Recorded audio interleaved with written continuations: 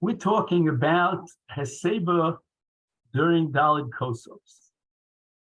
And we're studying the Rosh, which is Simon Chaf, which you'll see here as we started yesterday, Amudei Hod, page Lamed Gimel. And the Rosh writes that if he ate without Heseiba lo yotza, and that he derives from the Shamash. However, with regard to Daled Kosos, we'll see that the Rosh vacillates back and forth, and he's not sure if he'd have to repeat the Daled Kosos. So before we go on in the Amudei Hod, let's take a look at the Otzer HaYunim, which you'll see here on page Pei Hey.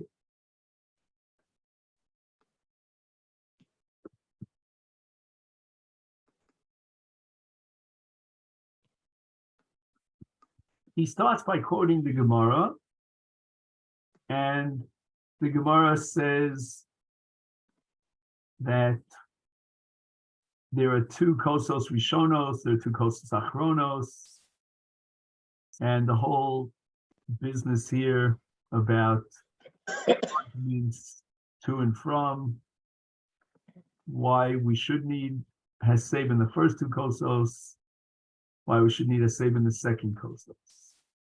Then he quotes the Ran, and the Ran says that the final maskana of the Gemara is because we don't know which set of Kosos requires Heseiba. Therefore, we're going to require Heseiba in all four Kosos, and he's bothered by the principle of Sofik D'Rabbanan L'Kula. And he gives the answer that it's not a Tircha Gdola to require Heseiba, therefore we're going to require Heseiba on all four Kosos, to make sure that we fulfill all the various opinions. In the footnote, he notes, number Tezayin, that this is also the answer of the Tashbates, that he should be reading, he should be doing Heseiba in all four Kosos. Fine. There's no tircha. Now the Ran quotes a second answer, which is a lot more fundamental and lumdish, that we don't apply the principle of Sofik D'Rabbanan L'Kula if we'll end up without fulfilling the mitzvah at all. The entire takana will go down the tubes.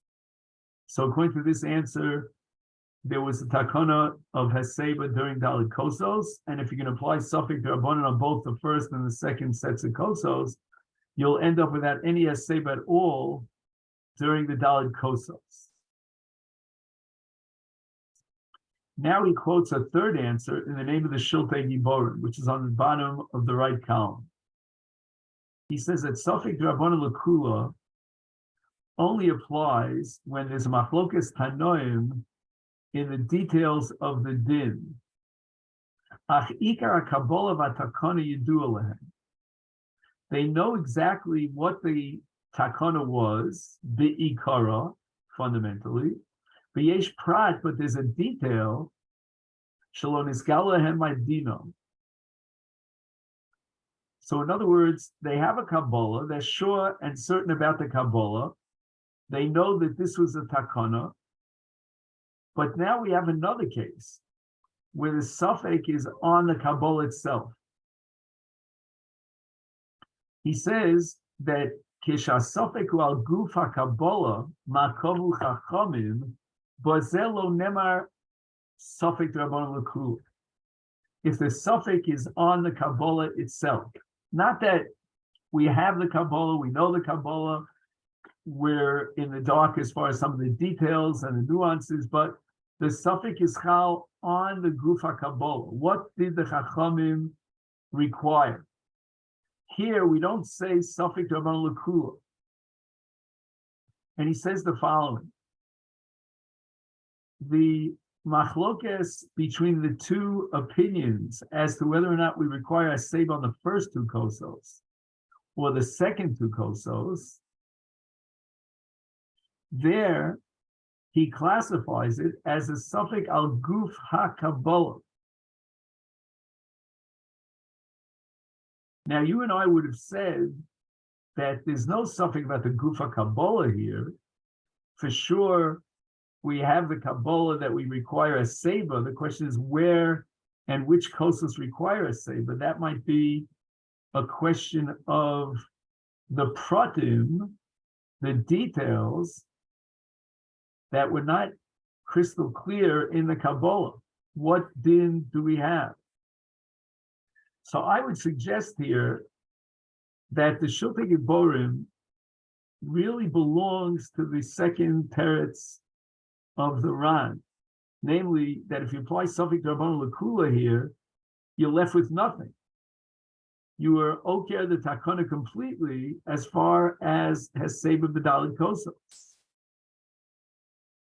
And then it becomes a Safek al Guf HaKabbalah. Let's see if he adds anything here in the name of the Pri Ha'adama and footnote number Yudches. Hashda Ditmar Hachi, Hashda Ditmar Hachi. Shemashma Shatam Shetzorach L'Heseiba B'Kulam Nover Mikach Sheyesh Lanu Safek. Ma Omer Rav Nachman Sheyesh Omer B'Rishonos V'yesh Omer B'Achronos. V'Lachein Tzorach L'Hachmi Ach Kishas Safek Eino Al Ma Eino Ma Omru Chachomim Ela Kimo Bayoras Hamusupako Sheish Safek Imi Mukefes Choma Mizman Yoshua V'Zeh Shapir Noiga Klal Safek Rabbanan L'Kula.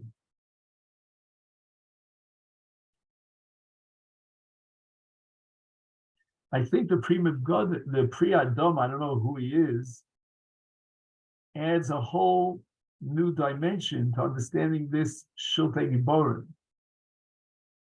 And he's saying the following. And here I have to backtrack from what I said before. It's not at all a repetition of the second answer of the Ran. It's a third answer that stands on its own. When you're telling me that there was a halacha and a requirement of Heseiba, and I don't know exactly what the nature of that takana was, we cannot apply Safek Rabbanan L'Kula. Safek Rabbanan L'Kula only applies when I don't know if that Kabbalah is relevant in a scenario, a particular scenario. I've got the Kabbalah, I could be Mekayim the Kabbalah. In 99% of the cases, I will fulfill the takana. I have one case in 100 which I don't know where to classify. So, for example, I know that an Ir Mukefes Choma has to read the Megillah on the 15th. I know that a Prazi has to read the Megillah on the 14th. I don't know if Tiveria fits into this category or that category. So I'm in doubt about the application of the takana to a particular case. I don't doubt the takana itself. I have very clear definition of the takana, Yudalid, Tesvav, etc. Here, the very nature of the takana, in halachic terms, how do you formulate the halacha of Heseiba and Daled Kosos? Is it halacha in the first two Kosos or in the second? Then the suffix is chal on the takana itself, and we cannot apply the principle of Safek Rabbanan L'Kula. So we have to be machmir to accept two definitions of that takana, of that kabbalah. Now we go on to the Beis Halid.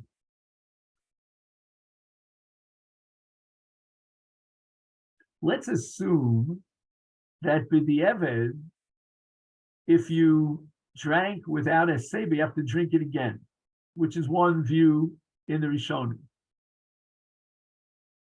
He says, Lo shayach lahakil bazeh, you cannot apply Safek Rabbanan L'Kula.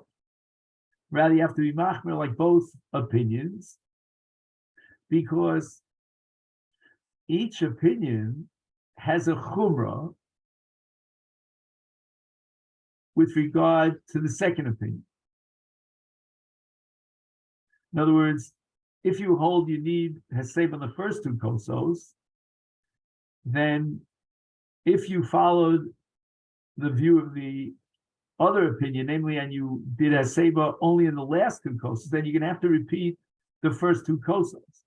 And the same is true in the reverse. If you hold that the second set of kosos needs Heseiba, not the first, if you went ahead and you had Heseiba in the first two kosos and not in the last two, then you'd have to repeat the performance and once again drink another two kosos with Heseiba. If Sharlo Marba Kibakol Safek, Safek Rabban Lakula.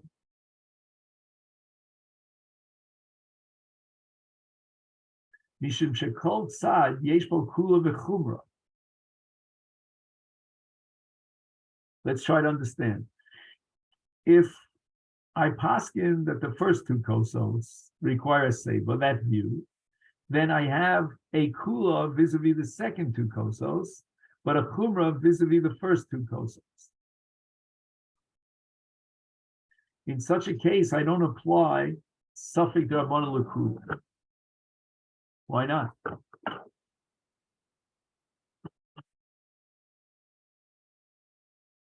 And I think the answer is that the kula itself is a chumra.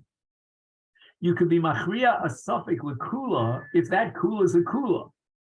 But if that kula has within it a chumra, then what are you going to say? I'm going to accept that kula because that side in my suffix is more heavy. It weighs heavy compared to the other side because it's l'kula. So you've accepted opinion X, which is mekil. But if that opinion X has a chumrah, then how could I be mechriya my suffix and determine it in light of the kula, suffix d'rabbanan l'kula? What do you mean? You're creating a chumrah. Because as a result of your kula, I'm going to require that if somebody was, let's say your kula, like the first opinion, if somebody went ahead and he drank the last two kosos without a save, he's got to drink them again. So now what I've done is I've paskin l'chumra by accepting the first opinion of the first two kosos. And suffix d'rabbanan l'kula could only apply when I could take that kula straight to the end zone. And I will always be mekil. But this case is a very strange, unique case because the kula has another side to it. And the side that it has is also a chumrah. Why? Because if you're going to be mekil and say, well, in the last two kosos, I don't need Heseiba, I only need it in the first two, that's a kula. But then if you went ahead and you drank the first two kosos without a saber, you're going to have to repeat the performance according to those shitos, and that's a chumrah. So it's not fair to say, well, let me accept this opinion, first two kosos, and I'm not going to require a saber in the last two kosos. You're pasking l'chumrah now, because what you're saying is that if you did, in event that you did not recline on the first two kosos, you're going to have to drink another two kosos. And that's a chumrah. So you can't determine which way to be which way to move the scale here, to which direction you want to tip the scale, because there's no clear kula. The kula itself involves a chumrah. See, I would have said without the Beis HaLevi, let's take the kulas of both shitas. That's what suffix d'rabbanan l'kula is. And if I take the kula of both shitas, then according to one sheet, I don't need Heseiba in the second two kosos. And according to the other sheet, I don't need Heseiba in the first two kosos. And Shalom al Yisrael, I don't need Heseiba in any of the kosos. Which again might be a problem according to the Ran's second teretz, but we're going now with the Beis HaLevi with his own new teretz. But the Beis HaLevi holds that suffix d'rabbanan l'kula requires that I have a definite, absolute kula. I can't determine that this is a kula if it's also a chumrah.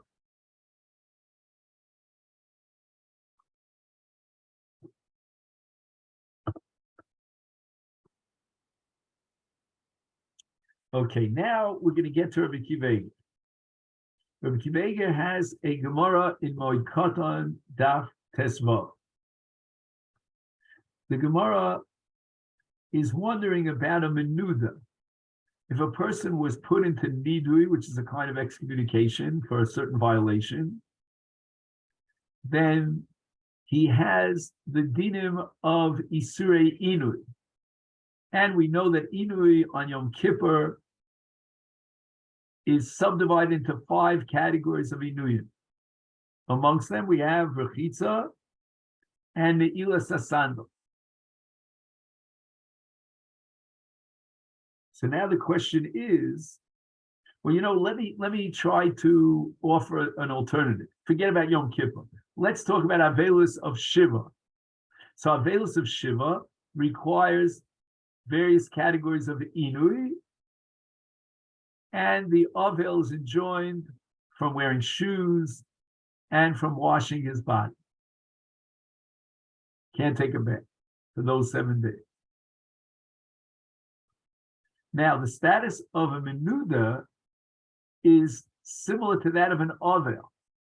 Just like an Avel is sort of quarantined in his house, so to a menuda is excluded from social intercourse. He's really excluded and quarantined, and therefore the Gemara vacillates. Perhaps he should be like an Avel, and he should be enjoined from the Ilas Asandal and Rechitza.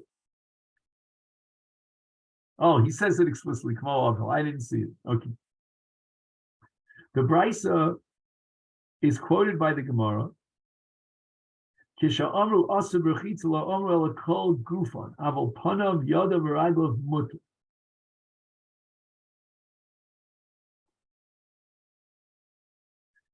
It means the isur of rechitza only applies in a bath where he submerges his entire body into the water.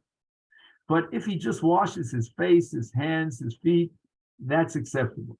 A partial rechitza is not called a rechitza, and it's not a violation of the Isur Inui of Rechitza. And the Brisa says that din applies both in Avel and in Menuda.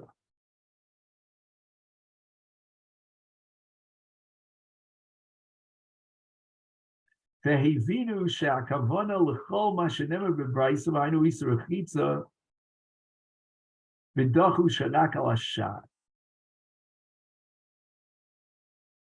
Okay, so it sounds like a menuda is like an Avel. He's enjoined from Rechitza, but Panav Yodav V'Raglav is mutar.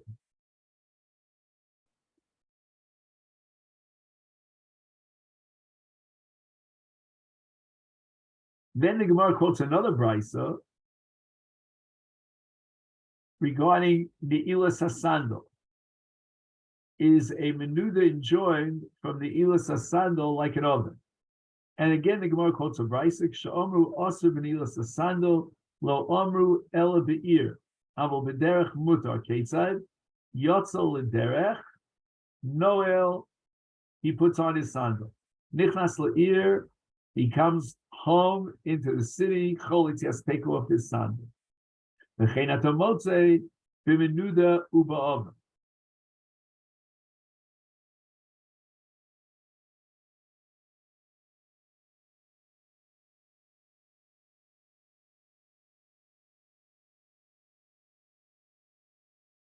My lava kulu lo ashara.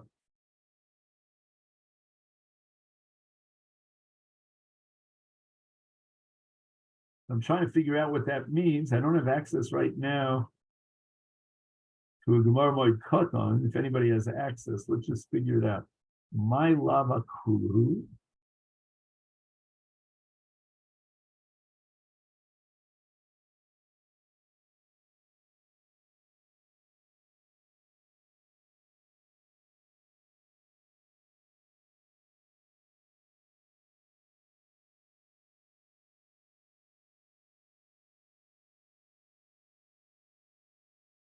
So again, I don't know exactly what the words Ma'alav Akulu mean, but let's leave that out. So again, one brisa says that there's an Isur Rechitza in the case of a menuda. The other brisa says there's an Isur of Ne'ilas Asandal. And the assumption here is that one brisa excludes the other. So that if the Isur is only on Rechitza, then it's mutter b'nilas sandal, and vice versa. If the Isur is on nilas sandal, it's mutter b'Rechitza. And the Gemara ends up with a suffix. We don't know which of these two brisos are reliable, and which of these two asurim are halach. Upasak arif. The rif therefore comes to the conclusion. Kevich izeu din d'Rabbanan holchim bo lekula umutar. I'm going to add a few words here. Bein b'Rechitza, bein b'nilas hasan. So again, since we have a stira apparently between two brisos, whereas according to one brisa, Rechitza is also but not nil sandal, and the other brisa asks nil sandal but is mater Rechitza, we're going to be mater both because we're dealing with an Isur d'Rabbanan, and we're going to apply Sofik d'Rabbanan L'Kula. And this is going to be a kasha on the Ran. Why? Hari Abraisa Omra al Echad Me'adinim Shaba'avel Rechitza o Nilas Sandal Shasur B'Menuda K'mo B'Avel. V'Apal Pikein Pasek Harif Sheshneim Mutorin. Each brisa, respectively, accepted one Isur. Now we're saying, according to the Rif, that both Isurim are mutter, and we're not accepting neither this brisa nor that brisa. And we're going to apply the principle of Sofik D'Rabbanan L'Kula in both directions, both vis-a-vis Rechitza and vis-a-vis Nilas HaSandal. According to the Ran, it's like the case of being making on both the first two kosos and the second two kosos, where you end up rejecting both opinions. And the Ran says, I object to applying Sofik D'Rabbanan L'Kula if you're going to reject both opinions and end up with zero. Because the zero is Mimanavshach wrong. It's wrong according to this in the first two, and according to that opinion in the second two. Here also, if you're going to allow Rechitza, you're going to permit it in the case of a Menuda, then it's against that price. And if you're going to permit Nilas HaSandal, then it's against this price. If you're going to permit the Menuda in both Rechitza and Nilas HaSandal, you end up contradicting both prices, and you're being oker the din completely. Which, according to the Ran, we cannot do, as we couldn't do in the case of Daled Kosos vis-a-vis Heseiba. He says at the end of the paragraph, in the name of Kivega, Ulafi Tirtza Ran Adarabba, Im al Yidei Shenifsho. In other words, if we'll apply Sofik D'Rabbanan L'Kula Nekil Gamre, we'll be Nekil straight across the board, we'll end up with nothing. And we've contradicted both opinions. We have not supported any of the opinions, then we cannot apply Sofik D'Rabbanan L'Kula at Tzorch L'Hachmer B'Shneim.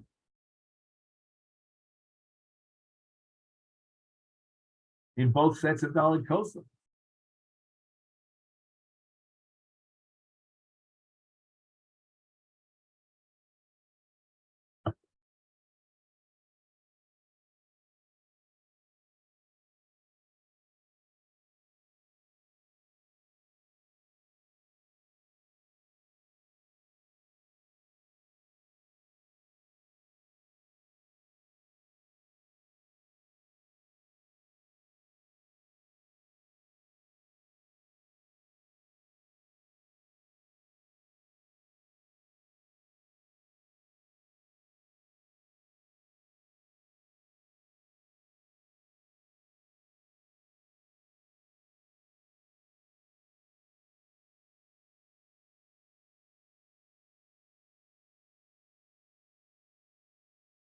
Now, I thought I came up with an answer in my mind, but then I rejected it. See, the Ran is bothered by the fact that if you make it in both directions, you end up without Heseiba at all in Dalit Kosos, and basically you have not fulfilled the mitzvah of Heseiba. But in the case of Menuda, even if I'm making in the Ilas Asando and Rechitza, but I still have many Isurim that apply to the Menuda. So the mitzvah of Nidui and all its requirements are not going down the tubes. We're only focused on these two dimensions of the Surei Menuda, the Surei Inui of Menuda. But we haven't undermined the entire enterprise and the mitzvah of Nidui. The mitzvah of Nidui will be fulfilled in many different ways. So you're not ending up with a null set. Whereas according to the Ran in the case of Daled Kosos, if you're going to make it both on the first two coasts, the second, you don't require a Heseiba at all, you're completely undermining the mitzvah of Heseiba. I thought that would be an interesting answer to Rabbi Kiva. Anybody with me on that? All right. Chalk it up to Zoom. But then I said to myself, that can't be right. The Ran is saying that we can't reject both opinions because we don't have a third opinion that would justify that we have no Heseiba in any of the Kosos. We know for sure that there's Heseiba in Kosos, we just don't know which one. So if you end up with 0 Heseibas, then you were okay the entire Chiyuv and mitzvah of Heseiba.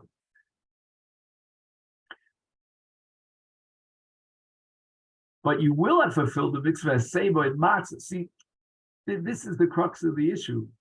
In Nidui, it's one mitzvah that encompasses many different dimensions. In Heseiba, I'm not sure. It could be that the Heseiba of Matzah is one mitzvah, the Heseiba Daled Kosos is another mitzvah, and then we have a teretz to Rabbi Kivega's kasha. But if we assume Heseiba as a general mitzvah includes within it both Matzah and Daled Kosos, then you cannot say what I wanted to say, that if you omit Heseiba and Daled Kosos, you end up without Heseiba at all, and you haven't fulfilled the mitzvah Heseiba. That's not true. You did fulfill the mitzvah Heseiba in Matzah.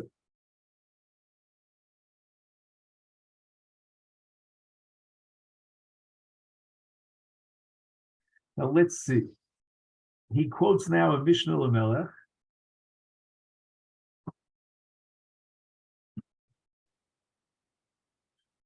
The Ran in Megillah is going to say that this, in the suffix of Tiberia, is Holchim Basar Road.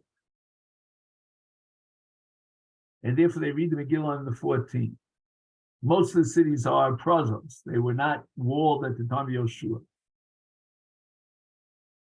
The Hosif, Shafilim Noash is the suffix Shakul, even if you'll convince me, says the Ran, that 50% of the cities are walled. Hareze suffix Rabbanim Holchim Balakula. Says the Ran, V'im Yiakach Nimtza Shenifta B'Kriya B'Shnei Hayomim V'Tispato V'Menu L'Chalutim Mitzvos Mikra Megillah V'Lachein Kor Megillah B'Yudalad Shehu Hayom Harishon Shal Suffix U'Pat B'Sheni As far as Haran Kan Hoyetzorach Likro Gam V'Yudalad V'Gam B'Tesmo.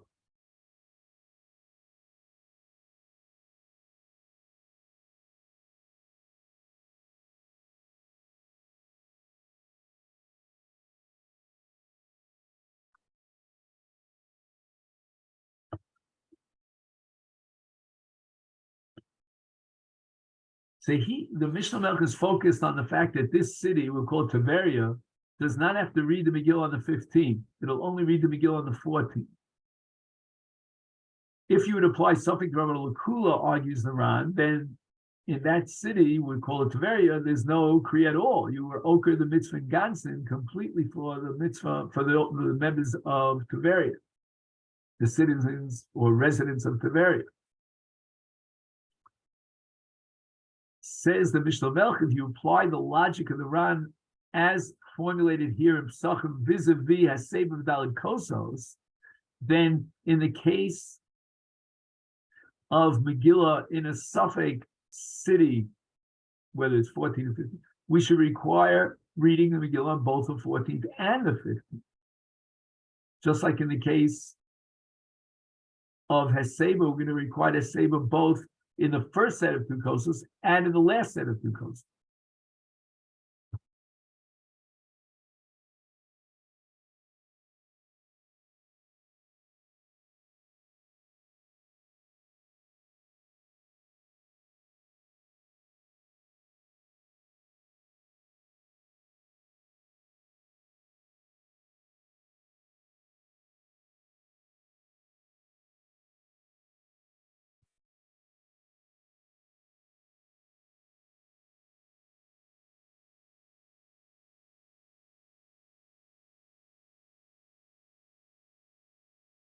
You see, I would answer the following. While it's true that the Rad maintains that you can't contradict both opinions, because if you reject both opinions, you're left without any mitzvah. But if you could prefer one opinion over the other for whatever technical reason, then you wouldn't have to fulfill both opinions. The Rad is not saying that you have to fulfill both opinions and satisfy both. Because with regard to each opinion, I could apply Suffolk D'Rabbanan L'Kula. The problem is that if I apply Suffolk D'Rabbanan L'Kula vis-a-vis both opinions, I end up without a mitzvah at all. I've completely emptied the set of the mitzvah. In the case of Megillah, once you've read the Megillah on the 14th, then you will machriya the Suffolk in favor of the first opportunity to read the Megillah. So let's say in the case of Daled Kosos, if you performed Heseiba in the first two Kosos, you took advantage of the first opportunity that came your way, and why would you have to recline on the second two Kosos?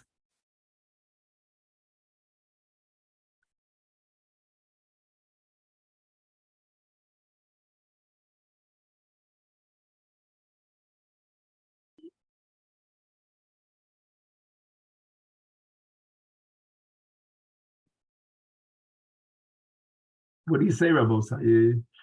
Are we absolutely convinced that the Mishnah Melech has posited an irreconcilable contradiction in the Ran?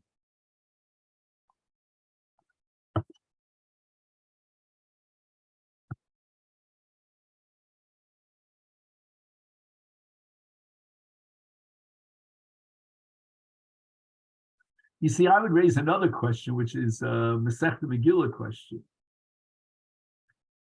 If the obligation in Tveria is to read the Megillah on the 15th, what's the din if they read it on the 14th? Is it meaningless? For example, the Mishnah at the beginning of Megillah has many different zmanim, starting from Yud Aleph of Adar, for the Kfarim and Yom HaKnisa and all that. It could be that, you have to know more about Masechet Megillah and Kriyas HaMegillah. It could be that if you read the Megillah on the wrong day, or at least on one of the earlier days,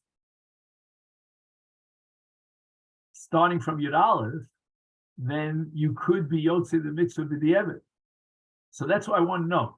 If let's say in a krach, which is certainly Chayav Megillah on the 15th, they read it on the 14th, do they read it again on the 15th? I would assume that the answer is yes.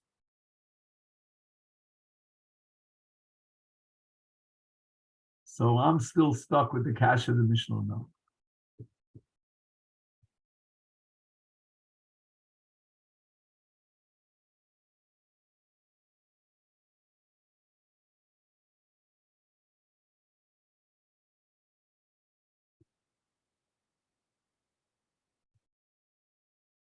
All right.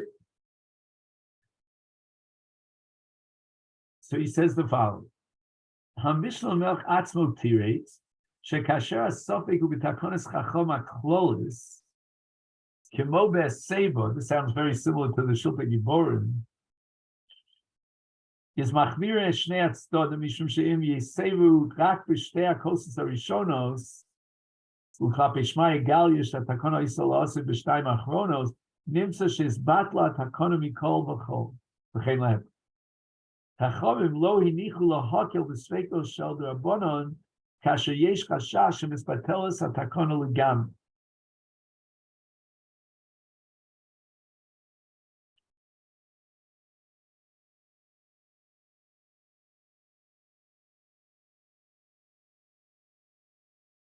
So you're paskening for all of the universe that you don't need Heseiba not in the first two or the last two, then you've definitely removed the mitzvah from the map for everybody. In the case of Tveria, we're not undermining the takana completely. There'll be plenty of cities that know exactly when to read the Megillah. So we're honed in on this one particular city, and therefore we can apply something to Rabbanan L'Kula.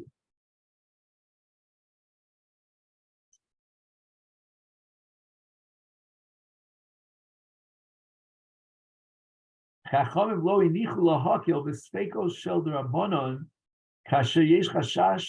I don't know why he calls it chashash. Anyway, she'misbateles hatakona legamri. Masechet b'Megillah shetakonas chacham miskayemes b'chol b'kach sheyikru b'yudalit b'shara yoros avadoy, and on Tesvav the Vadai Krochim. El sheyesh ma'ata yoros shemisupokes b'ezi yom tiknu likomenes Megillah. L'chein avsha klal shel something Rabbanan L'Kula eino potro sam legamri. Nikol makom kishekfar nagu tzad echad me'asafek v'karu behem bezdin. I'm sorry, v'karu behem b'yidalit moel tam zeh lefotro mikriya b'tesva. Mishum shesom kolakal atzad shekfar niskaima hatakon.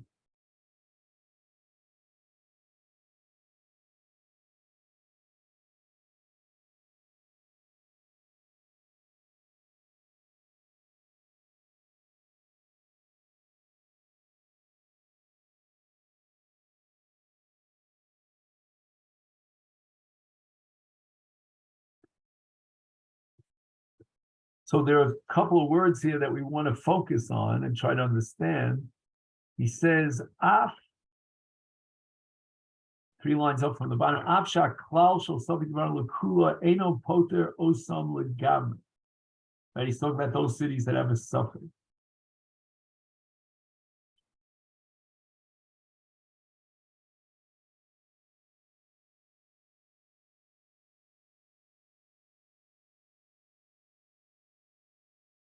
So the Ran says you can't apply something to Rabbanan L'Kula if it's going to completely remove the mitzvah. So then we go ahead and we read on Yudalit, because that's the first day. And now he's potter from Kriya on Tesvav.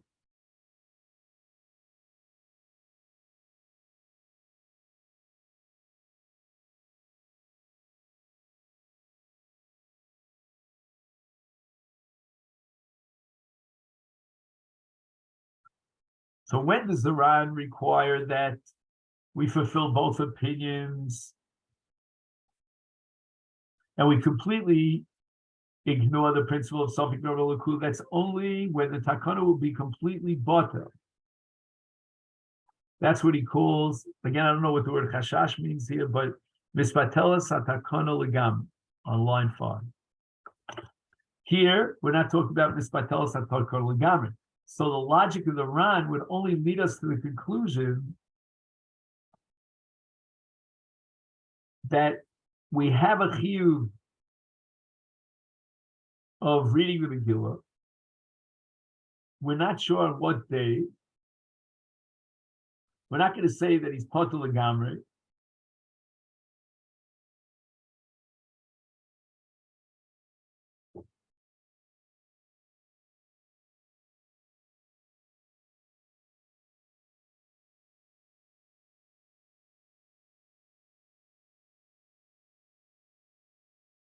So when he reads it on Yudalid,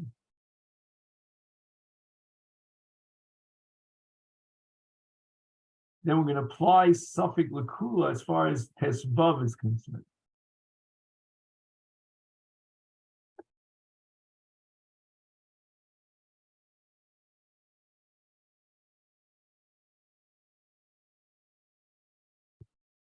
He sort of changes the game once he read on Yudalid.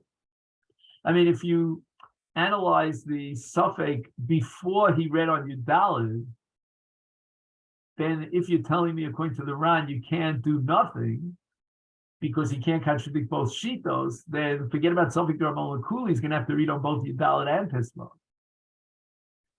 But somehow magically the Mishnah Melch says, well, let's look at the situation after he read on Yudalid.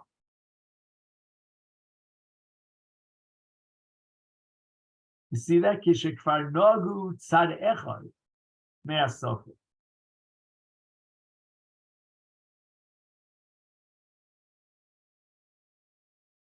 So we look at each of these 2 days, Yudalid and Tesvav, separately, independently. We can't be making on both of them, but when we get to Yudalid, once he implements Yudalid, then we can apply suffix on Tesvav and pattern him up from Megillah reading, because we've already relied on the first opinion of Yudalid.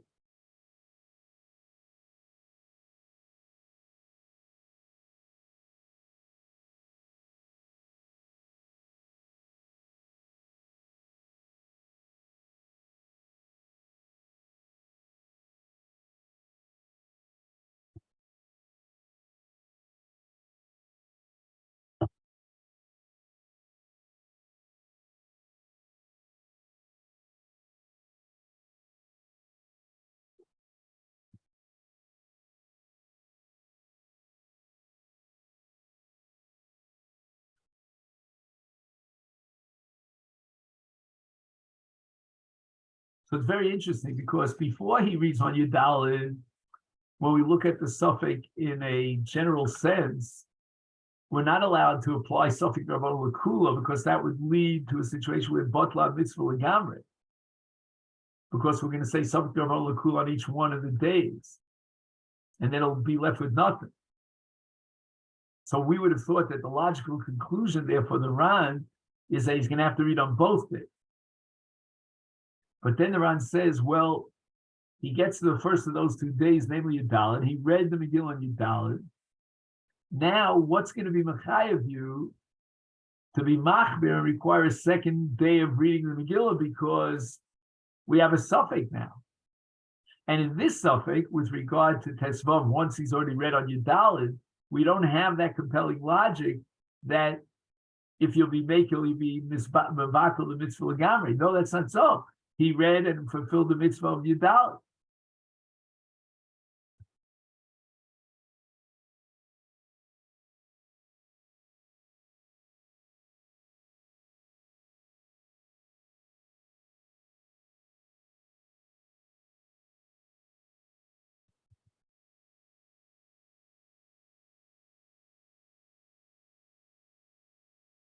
See, I wonder, according to the Ran, what would be if he skipped Megillah reading on Yudalid and he read it on Tesvav? Perhaps we could say that post facto, after he read the Megillah on Tesvav, well, actually, there's no nafkamina because there's no tashlumin for Yudalid. It's not like he add an extra Megillah reading on Tesvav. But just in a theoretical sense, could he apply something to Rabban Lakula to Yudalid, having already read the Megillah on Tesvav? Again, I don't have enough Gemina, but just in the abstract world.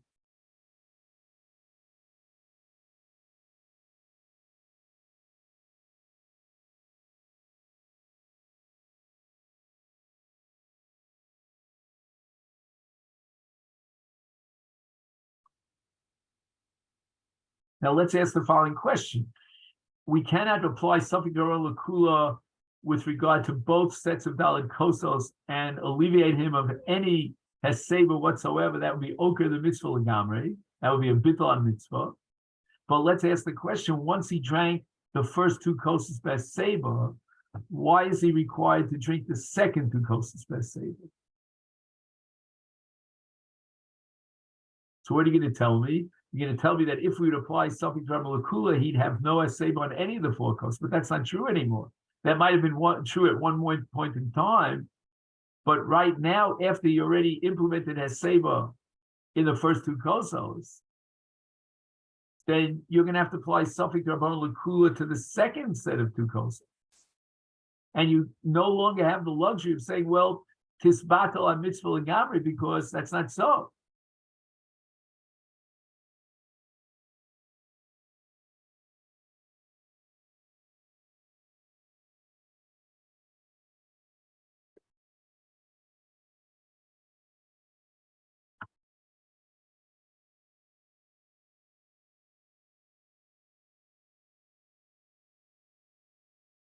So it sounds to me like the Mishnah Lamelch is operating with two different principles or scenarios in which we will not apply Safik Rabbanan Lakula, but for two different reasons. The first reason is Tisbatel Mitzvah Lagamri.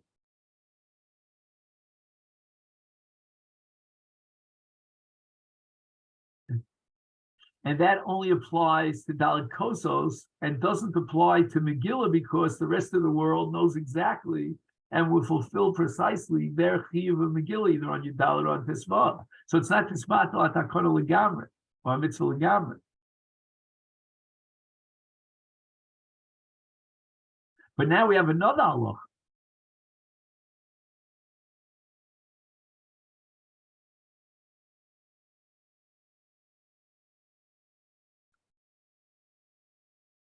And that is that we can't paskin l'kul against both opinions.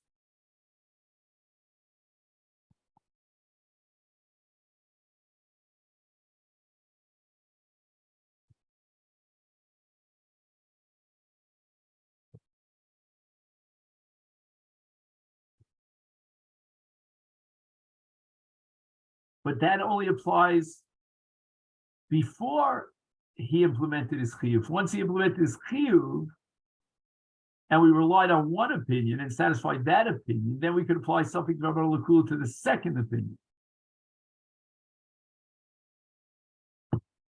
So in the case of Dalit Kosos, in order to salvage the takana, we're going to require that he has to have Heseiba in four Kosos. In the case of Megillah, we don't have to salvage the takana because the takana is salvaged by those cities that have a vada. But we have another issue, and that is how can you paskin l'kul against both opinions, ending up with nothing?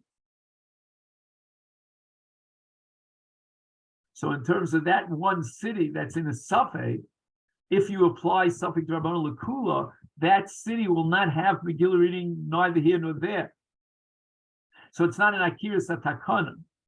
So in the case of Dalit Kosos, where we're worried about bittul atakana legamre, we're going to completely null and void the principle of safek d'Rabbanan l'kula, and we're going to have to be machmir in order to fulfill the takana shilotis bat. Period. That's the end of the story. There's no more safek d'Rabbanan l'kula. We've already paskin that in the context of the suffix, we require Heseiba in all four Kosos. That logic doesn't apply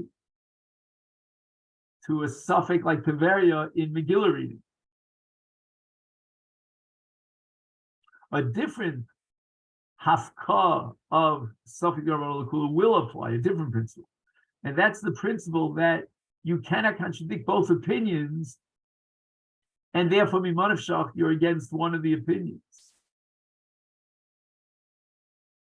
And that halacha only applies before, sequentially, before he's fulfilled any of the two chiyuvim. But if he fulfilled one of the two opinions, and now we're left with the issue, well, what about the second opinion? Should we be machmir? Then we're going to say something to Rabbanan l'kula.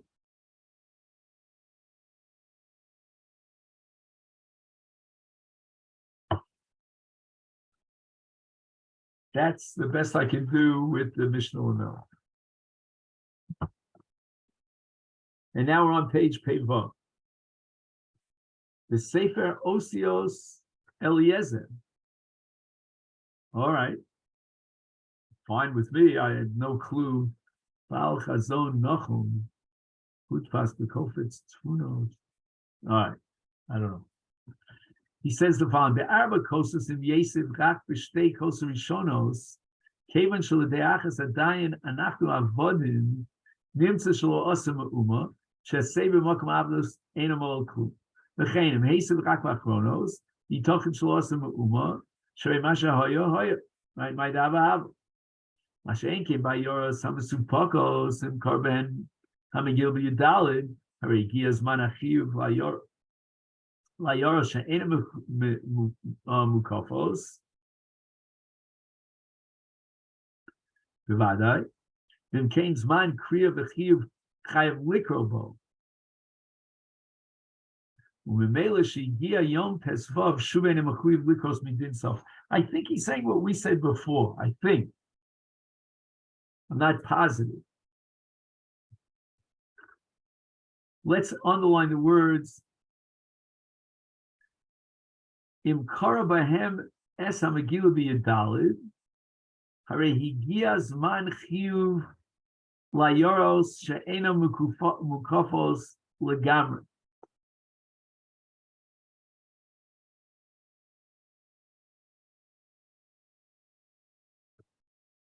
I think he means Yud Aleph, what we said before. Let's see, Chafez. No.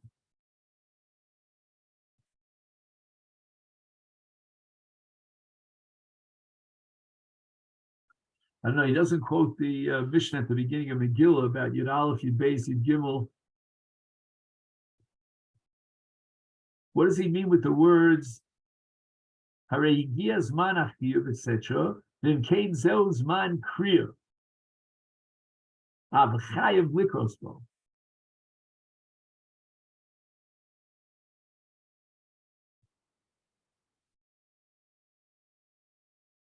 He's saying that Zman Kriya is defined by other cities, even vis-a-vis this suffix.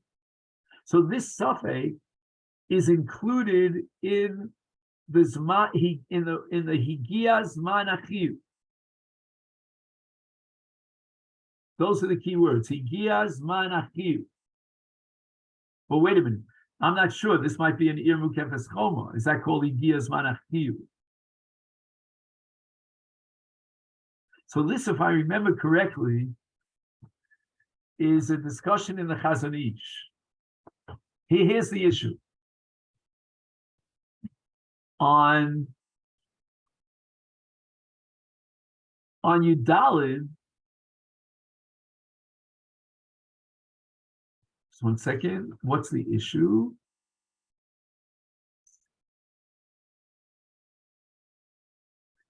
Let me give you this scenario, but I'm not sure if this is the right one. Let's say on Yudalid, he's in Yerushalayim, but his intention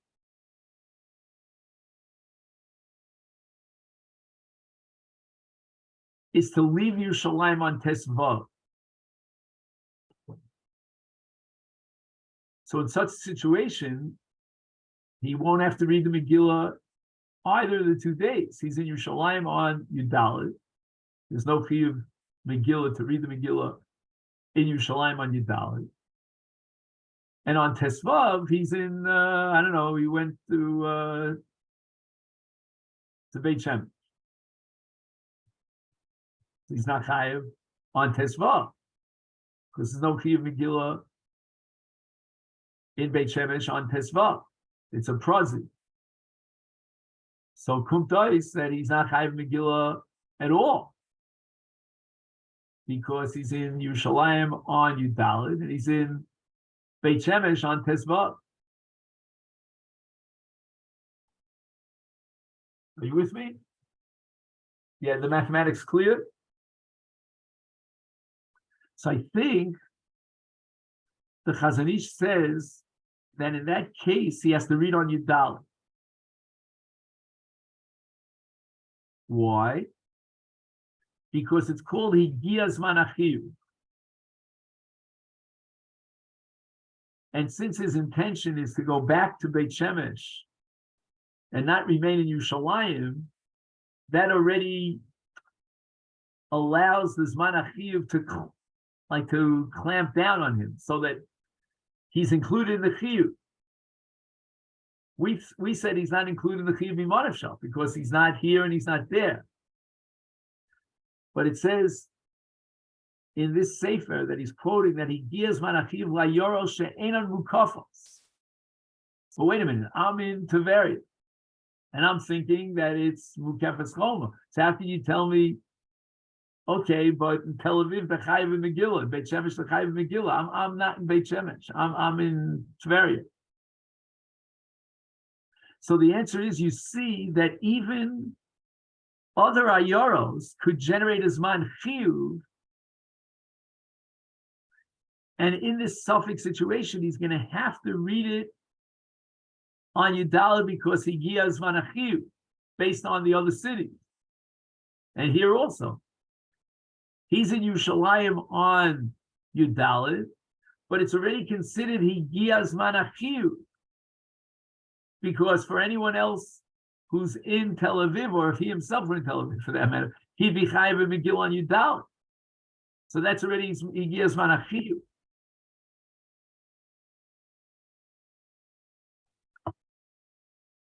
All right, we'll stop here. This was very interesting for me. I hope you enjoyed it. And we'll make a note that Emir Hashem will pick it up tomorrow here in Os Gimel.